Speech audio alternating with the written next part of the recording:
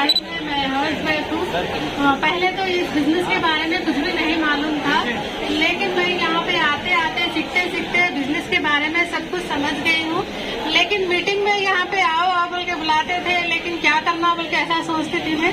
लेकिन बहुत सारे लेडीज थे वहाँ पर, उन लोगों को देख के मैं मोटिवेट होती थी। नहीं, हम लोगों को पैसे की बहुत जरूरत है और हमारी जिंदगी में तो ये घर चलेगा और पैसे भी बहुत जरूरी दिख रहे थे हम लोग को। 10-10 रुपए के लिए हम जब तड़प रहे थे, तो ये बिजनेस करना ही करना है। और मेरे हस्बैंड की परेशानी देखकर भी मेरे को बहुत रोना आ रहा था। मैं उनके सामने घट रहती थी, लेकिन उन्होंने जाने के बाद बहुत रो लेती थी मैं सारा दिन। और जब बोलती थी मैं मतलब जब ड्राइवर थे ना, जब थोड़ा नॉर्मल था जिंदगी, फिर ट्रैवल्स था ना तो थोड़ा नॉर्मल था, लेकिन वो अच्छी जिंदगी देखते देखते फिर यहाँ पे पूरा लॉस हो जाने की वजह से बहुत सारा गम होता था कि ऐसी हो गई जिंदगी। और मेरे बच्चे भी बड़े होने लगे और आगे जाके कैसा होता बोलते ये। और इन जाने के बाद मैं रोते बैठती थी अकेली, और एक बार समझती थी मेरा मैं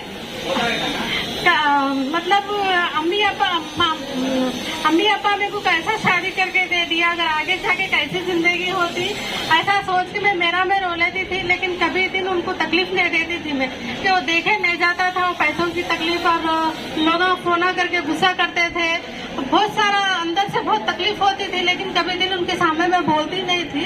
तो ऐसा करते करते और बिजनेस में आते आते हम लोग सीख चुके हैं।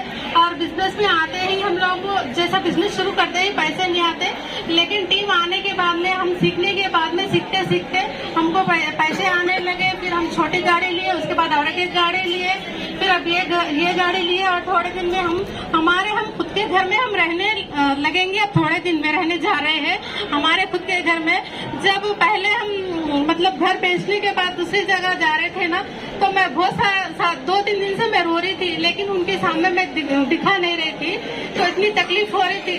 जिस दिन हम लोग वो घर खाली करके जा रहे थे ना, बहुत तकलीफ थी, तो सारा दिन रोई मैं, और 2-3 बार दिन भर रोते ही बैठती थी मैं, घर चलेगा अब कैसा बोली।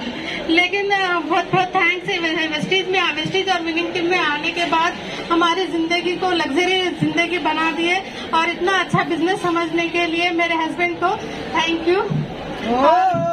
छोटी थी ना, कुछ मांगती थी तो कुछ खरीदना, बच्चियों की तो बहुत ख्वाहिशात होते हैं, लेकिन कुछ खरीदने के लिए पैसे नहीं रहते थे। बच्चे फिर भी जिद करती थी, लेकिन मैं बोलती थी वो टेस्ट अच्छा नहीं है, नहीं तो वो जल्दी टूट जाएगा, वो जल्दी खराब हो जाएगा। नहीं बेटे, थोड़े दिन के बाद बोल के मैं ऐसा समझाती थी। ऐसा करते करते हम बिजनेस में यहाँ तक आए। अगर मेरी बच्ची कुछ भी पूछती है ना, तो थोड़ी देर में वो सामने आ जाता है।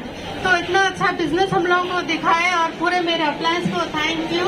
और मतलब कहीं पर भी हम लोग सुबह निकल जाते थे बिजनेस के लिए, मीटिंग करते थे वहाँ पर, और हमारी परेशानियां जितने भी रहते थे वो घर में छोड़ के चले जाते थे। फिर टीम में लोगों से अच्छा बात करना, अच्छा मुस्कुराना, और प्रोडक्ट्स के बारे में, बिजनेस के बारे में यही शेयर करती थी मैं। तो ऐसा करते करते यहाँ तक हमारी जर्नी है, और बहुत सारे लोगों के ड्रीम्स फुलफिल होना है। और ये गाड़ी हमारी नहीं, हमारे टीम वालों की सबकी गाड़ी है। ऐसे ही उनके घर में भी ड्रीम कार होना चाहिए, उन लोगों में अच्छी लग्जरी लाइफ लीड करना चाहिए। और बहुत खुशी है इस बिजनेस में आने के बाद में हमारी जिंदगी को इतना लाइफ स्टाइल में बदलने के लिए। Thank you.